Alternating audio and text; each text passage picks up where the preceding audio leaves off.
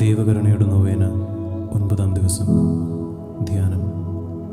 മന്ദതയിൽ നിപതിച്ച ആത്മാക്കളെ ഇന്ന് എൻ്റെ അടുക്കൽ കൊണ്ടുവരിക. എൻ്റെ കരുണക്കടലിൽ അവരെ മുക്കിയെടുക്കുക. എൻ്റെ ഹൃദയത്തെ വളരെ വേദനാജനകമായി അവർ മുറിവേൽപ്പിക്കുന്നു. ഒലിവ് തോട്ടത്തിൽ വെച്ച് എൻ്റെ ഹൃദയം തീവ്രവേദനയാൽ വലഞ്ഞത് മന്ദഹൃദയരെ പ്രതിയാണ്. അങ്ങ് തിരുമനസ്സാകുന്നുവെങ്കിൽ ഈ പാനപാത്രം എന്നിൽ നിന്ന് അകറ്റണമേ എന്ന് ഞാൻ പ്രാർത്ഥിച്ചു പോയത് അവർ മൂലമാണ്. എൻ്റെ കാരുണ്യത്തിലേക്ക് ഓടിവരികയാണ് അവർക്കുള്ള അവസാനത്തെ പ്രതീക്ഷ. പ്രാർത്ഥന. ഏറ്റവും കരുണാർദ്രനായ ഈശോയെ, അങ്ങ് കാരുണ്യം തന്നെയാകുന്നു.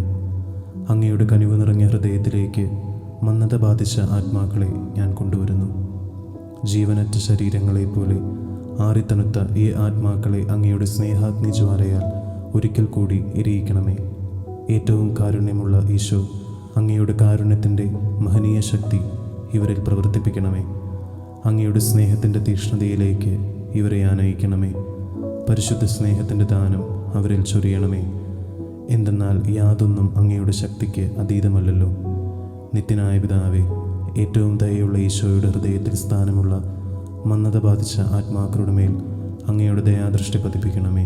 കാരുണ്യത്തിൻ്റെ പിതാവേ, അങ്ങേ പുത്രൻ്റെ കൈപ്പേറിയ പീഡകളെ പ്രതിയും കുരിശിലെ 3 മണിക്കൂർ നേരത്തെ സഹനത്തെ പ്രതിയും ഞാൻ അങ്ങയോട് യാചിക്കുന്നു. അവരും അങ്ങയുടെ അഗാധമായ കാരുണ്യത്തെ മഹത്വപ്പെടുത്തുവാനിടയാകട്ടെ. ആമേൻ.